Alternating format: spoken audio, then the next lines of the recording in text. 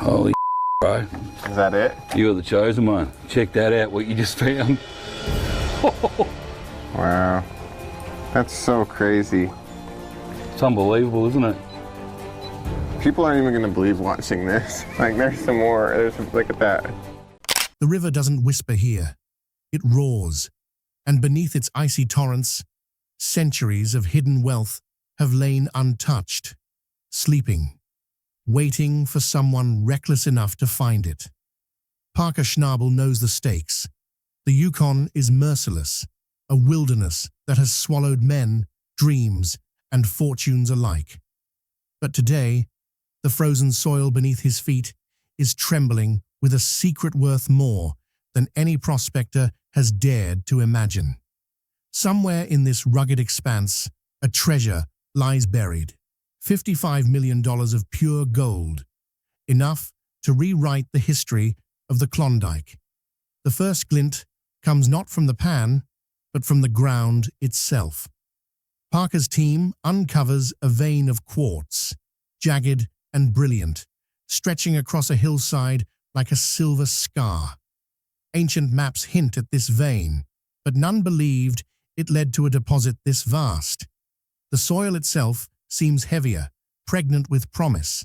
Sensors beep, metal detectors scream. Every strike of the shovel sends shards of frozen earth tumbling, revealing nuggets that could cover a lifetime, and yet they are only the surface. The cold bites deeper as Parker descends into a canyon that has swallowed rivers and legends alike. Here, the gold is rumored to be cursed, tied to stories whispered in miners' camps for over 100 years. The first major find is shocking, a cluster of nuggets, jagged and raw, yet unmistakably pure. The team counts them, then recounts, disbelief etched into every face.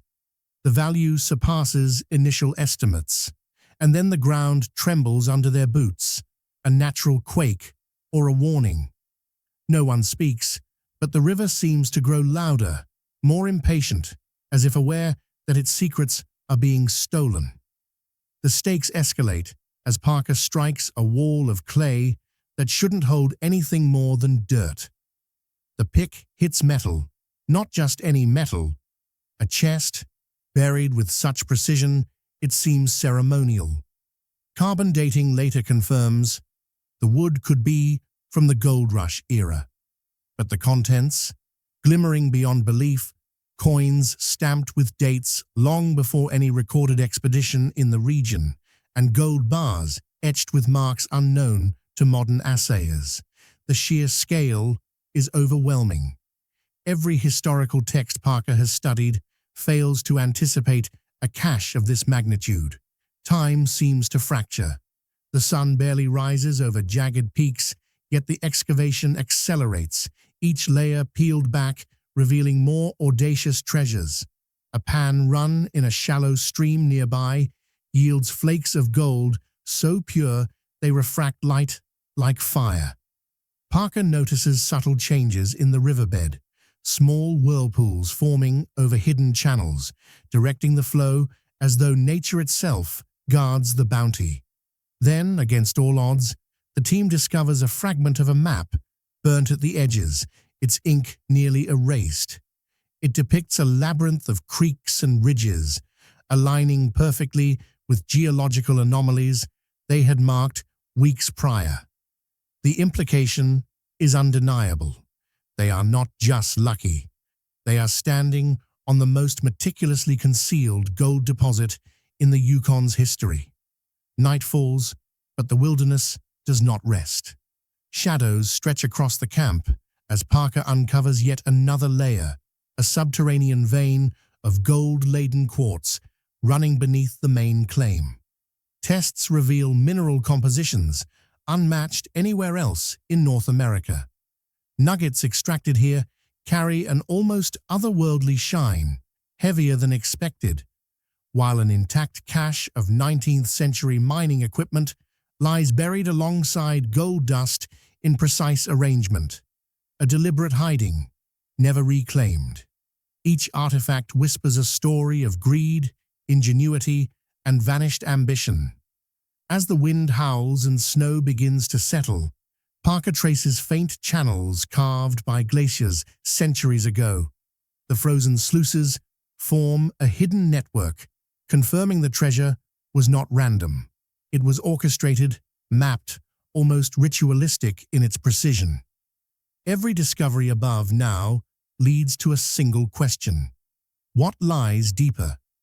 With steady resolve, Parker steps onto the ice, feeling it fracture underfoot, entering the labyrinth below. The subterranean tunnels carry the scent of damp earth and history. Veins of gold glimmer in the torchlight, like sunlight trapped in stone. Each strike yields nuggets heavier than any found on the surface, their surfaces etched with streaks of mineral crystallization unseen in modern mines. Beneath the silt, shards of pottery appear, stamped with markings from distant civilizations, hinting at trade routes long forgotten. Gold dust traces suggest processing techniques lost to time, secrets encoded in clay and soil. The ground trembles once again, but this time it's subtle, almost imperceptible. Magnetometers detect anomalous readings beneath a frozen riverbed. Shovels strike something dense, an iron chest, perfectly preserved beneath layers of ice and stone. Inside lies a staggering collection of gold nuggets, each stamped with a mark unfamiliar to modern assays. The chest is accompanied by papers, brittle with age, featuring calculations and diagrams that imply advanced knowledge of geology, hydrology, and even rudimentary chemistry. Whoever buried this fortune had knowledge decades ahead of the 19th century. A sudden discovery in the canyon walls rewrites everything. A series of tunnels, reinforced with timber, aged but unbroken, twist through solid rock. Gold veins thread through these passages like a network of veins in a living body. Samples extracted show isotopic compositions that link them to regions thousands of miles away, confirming what Parker feared and hoped simultaneously. This treasure is not isolated. It's part of a continental web of wealth, hidden and engineered over centuries. The tunnels themselves defy natural formation. Someone deliberately sculpted this underground system, a master architect of secrecy. The river above seems alive, a mirror reflecting secrets yet uncovered. Diving beneath the ice, Parker's team discovers sluices that channel water with perfect precision, designed to separate gold from silt in a process far more advanced than anything imagined for the era. Embedded stones, carved with symbols, hint at rituals, almost ceremonial in their placement. Here, gold was not just mined, it was venerated, treated as a sacred entity. The air grows heavy with anticipation as Parker extracts a nugget larger than any previously found, heavy enough to bend fingers, its surface etched with an unknown sigil that glows faintly in the lantern light. The next breakthrough comes as Parker uncovers an intact ledger, hidden inside a cavity behind a rockfall. The pages are fragile but readable, listing coordinates, weights, and intricate instructions for hiding and moving gold. One entry references a legendary claim, rumored lost during the infamous 1898 flood, detailing a sequence of deposits that align perfectly with the team's current excavations. Every nugget, every cache, every hidden sluice confirms the ledger's terrifying accuracy. This is not random wealth. It is a single, orchestrated fortune, mapped with almost obsessive precision, spanning decades and perhaps generations. Further along, a cave wall yields petroglyphs, hundreds of them, depicting humans, rivers, and jagged peaks, but interspersed among the art are symbols strikingly similar to modern mining diagrams. Parker realizes these markings are instructions left by an unknown hand, guiding seekers toward hidden caches. Some are warnings, others are confirmations. The realization hits with electric clarity. The treasure is both a prize and a trap, encoded with knowledge and danger. Near the canyon's heart, a massive nugget emerges from frozen mud, larger than any gold ever unearthed in the Yukon, perfectly preserved. Scientists on the team run preliminary tests, revealing a composition unmatched anywhere in North America, hinting at geologic formations never before documented. Its surface, strangely smooth, reflects lantern light like a mirror, casting dancing shadows on the canyon walls. Beneath it, Parker finds an array of smaller nuggets, laid out almost ceremonially, suggesting the finder who hid them intended for this moment, intended for someone like Parker to happen. Finally, the team uncovers an underground chamber, its ceiling supported by timber so old it should have collapsed centuries ago. Chests, sacks, and loose nuggets fill the space, dwarfing every previously recorded Klondike discovery. The air is thick with the scent of metal, earth, and time itself. Parker steps carefully, awe mounting. This is more than wealth. It is a story carved in gold, spanning generations and continents, crafted by hidden architects whose ingenuity has survived the centuries. As he moves deeper, the flickering lantern light catches veins of gold embedded in the walls, faint carvings etched along their surfaces. A subtle draft whispers through the chamber, carrying the weight of secrets long preserved. Parker traces the markings with his fingers, recognizing symbols that mirror petroglyphs outside. An unbroken code, a silent pact between time, cunning, and greed. The treasure is alive with meaning, each heartbeat in the chamber a pulse of human history waiting to be unraveled. Beneath a layer of silt, Parker's team uncovers a buried chest unlike any before, encrusted with a greenish patina. The metal reveals intricate inlays, tiny rivets hammered with obsessive precision. Opening it releases a cloud of dust and a scent of iron and earth. Inside, hundreds of gold coins gleam, minted decades before any known European settlements reached this region. Some coins bear markings that suggest they were made in remote mints, long forgotten by history, hinting at trade routes that challenge conventional understanding of global exchange during the 18th and 19th centuries.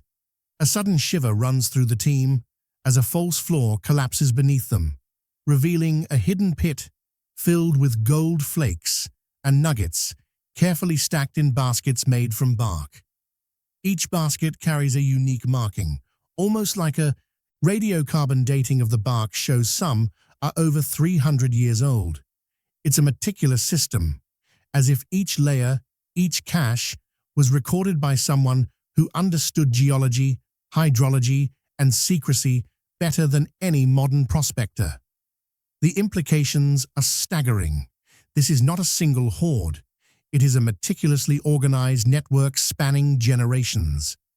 The walls reveal further anomalies, small alcoves filled with tools preserved under centuries of ice, picks, pans, sluice boards, and even rudimentary surveying equipment suggest a team of engineers, not just miners. Every artifact is arranged with intent, forming a hidden archive of methods lost to history. Traces of gold dust on the handles indicate they were used in situ, in secret, by people whose knowledge rivaled modern mining techniques. Parker's voice trembles slightly as he realizes these were not ordinary miners. They were masters of concealment, artisans of fortune, and historians of their own craft. From a recess in the chamber, a narrow tunnel winds downward, almost too tight to enter. Crawling through, Parker discovers what can only be described as a vault beneath the vault, a series of niches holding gold bars stamped with emblems that defy cataloging. Isotopic analysis later confirms some bars originated from South American mines, others from Africa, all converging here in the Yukon. The scale of ambition behind this collection is incomprehensible. Whoever amassed it did so with global awareness, a network spanning continents, centuries before modern banking or shipping could explain such coordination. A sudden vibration underfoot draws the team's attention. Seismic sensors detect faint, rhythmic shifts, natural tremors, or a warning system left by the original architects. Investigating, Parker uncovers a subterranean aqueduct running beneath the treasure, engineered to stabilize the chamber and divert water around the caches. The ingenuity is staggering. Centuries-old hydrological engineering that preserved millions in gold, ensuring it remained hidden and intact through floods, ice, and seismic shifts. Every design decision, every carved channel, seems almost prophetic, anticipating obstacles no human could have planned for fully. Deeper still, a second ledger emerges, this one meticulously cataloging each nugget, coin, and bar with dates, weights, and locations. Some entries describe methods of concealment so elaborate they read like puzzle instructions for future generations. Codes etched in the margins match symbols found in the petroglyphs and on coins, an entire secret language designed to communicate only with those clever enough to decipher it. Parker realizes the treasure is not just material, it is intellectual, a chronicle of ingenuity, danger, and foresight encoded in gold itself. The air grows tense as Parker reaches the heart of the underground chamber.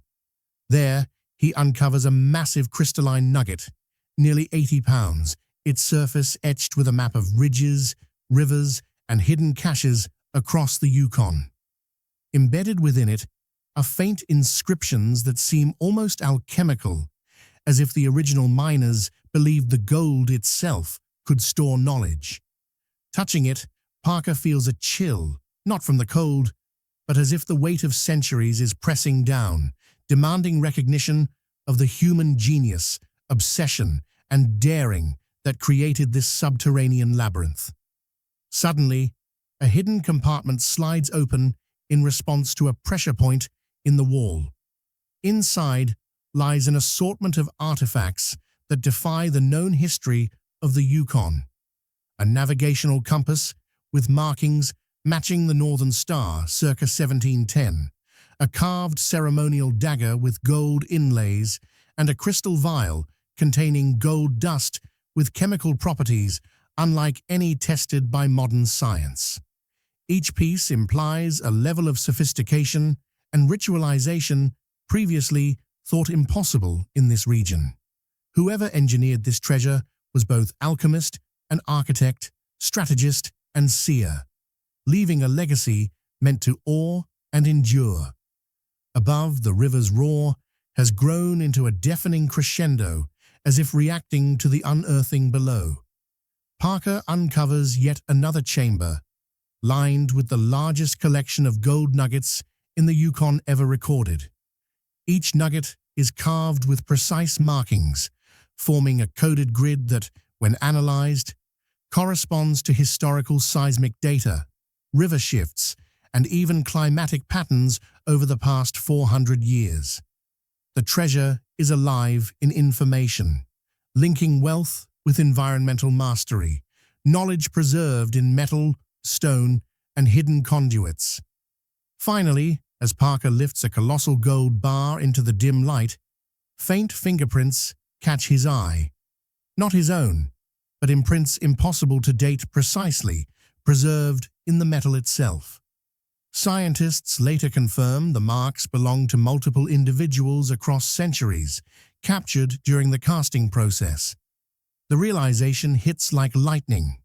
This treasure is a continuum, a collaboration across time, engineered to endure and concealed, not by chance, but by deliberate design. Driven by a mix of awe and curiosity, Parker steps carefully over the last pile of gold, the chamber walls echoing each metallic footfall. In a shadowed corner, a faint glint draws his attention. A small obsidian box, sealed with an intricate compass, rose clasp. Symbols etched across its surface glow faintly under the lantern light, almost responding to the surrounding gold. Prizing it open, Parker finds dozens of miniature figurines, each depicting miners, explorers, and unknown figures arranged in formations mirroring the chamber itself.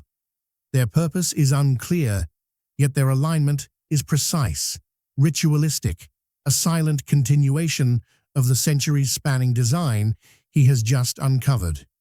Beneath the figurines, a thin sheet of gold unfolds like a map. Tiny perforations reveal a hidden network of tunnels extending beyond the chamber, past creeks, rivers, and mountains. Geological analysis later confirms the gold is a perfect conductor, deliberately designed to create subtle electromagnetic currents. Parker touches one perforation, and a shiver runs up his spine, a pulse, faint but measurable, as though the treasure itself is alive, communicating through the currents of the earth. The implication is staggering. This is more than gold. It is a blueprint, a code embedded in metal, waiting for someone to decipher. From a cavity above the chamber, water seeps in, carrying particles of mineral unlike any previously recorded. Tests reveal isotopes previously unknown in North America, suggesting either a meteorite impact or deliberate import centuries ago. The particles cluster along veins of gold, as though deliberately integrated into the structure of the nuggets themselves. Parker lifts one, heavy and warm in his hand, and notices microscopic etchings, dots and lines forming patterns reminiscent of early astronomical charts. Whoever designed this had knowledge of the stars, of physics, of forces beyond the understanding of their time. A corner of the chamber yields a bundle of parchments wrapped in leather, blackened at the edges but remarkably intact. The ink, when illuminated, reveals calculations that predict sediment shifts, river course changes, and even the likelihood of future earthquakes. Some entries are written in a cipher, resembling no known language, yet the patterns align perfectly with the spatial arrangement of the gold. Parker's team runs simulations. If the chamber collapsed, the treasure would remain intact, buried under layers of geological protection that even modern engineering would envy. The architects anticipated disaster with a precision that borders on prescience. Deeper in the vault, Parker uncovers a final chest, small but impossibly dense. When opened, it reveals a series of miniature gold orbs, each inscribed with symbols resembling constellations. They fit together in a three-dimensional pattern that seems to mirror the night sky over the Yukon, circa the early 1700s.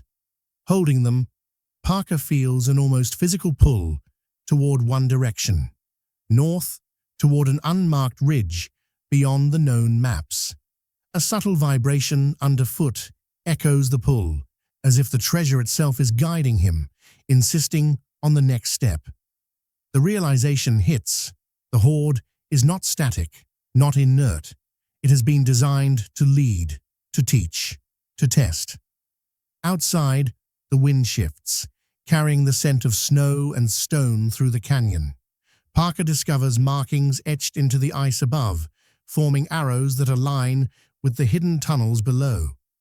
Each arrow is accompanied by small depressions containing flakes of gold dust, as though the original miners left a breadcrumb trail for future seekers. Analysis shows the dust contains alloys undetectable in modern metallurgy. Parker begins to suspect a pattern, a timeline. The treasure was not just hidden, it was curated, augmented, and reinforced over centuries, as if generations of hands had carefully orchestrated its growth and protection. In a narrow alcove, a fragment of wood catches Parker's eye, embedded in rock and nearly petrified. Carvings along its edge depict faces, some human, some animal, and others that defy recognition. Each figure carries symbols identical to those etched on the largest nugget and the gold orbs. The pattern is unmistakable. The treasure is not simply wealth. It is narrative, encoded across materials, echoing stories of ambition, secrecy, and devotion, preserved in metal, stone, and mineral for eyes that can read it. Parker feels a weight, not of gold, but of intent, of lives lived, plans executed, and secrets guarded. The final tunnel opens into a chamber untouched by light or human breath. Gold bars are stacked like the walls themselves, shimmering under Parker's torch. Within the stacks, a hollow contains a single item, a perfectly round sphere of gold, unnaturally smooth, faintly warm to the touch. Its surface is etched with symbols that seem to rearrange subtly when observed from different angles. As Parker leans closer, he notices faint indentations, almost fingerprints, moving across the gold like living traces. It pulses faintly, resonating with a sound just beneath hearing, an unexplainable hum that seems to synchronize with his heartbeat. He steps back, aware of every shadow, every creak of the chamber, every breath of wind from above. The sphere glows faintly brighter, reflecting off the surrounding walls in patterns that mimic constellations overhead. Parker senses something, an awareness encoded within the gold itself, a warning, or perhaps a welcome. The enormity of the discovery presses against the boundaries of belief, blending science, history, and something that cannot be defined. It is not just treasure. It is consciousness, legacy, and mystery intertwined. As he turns to leave, the chamber seems to shift. Shadows stretch unnaturally, flickering against the walls. One last piece catches Parker's eye. A small fragment of gold, no larger than a coin, embedded in the rock floor, etched with a single, simple symbol. A spiral, infinite, unbroken. It pulses faintly in the torchlight, echoing the rhythm of his own heart. The wind outside rises again, carrying an almost imperceptible whisper. Parker bends to touch it, and in that instant, the chamber seems to exhale, as if acknowledging him. Then silence. The Yukon holds its breath,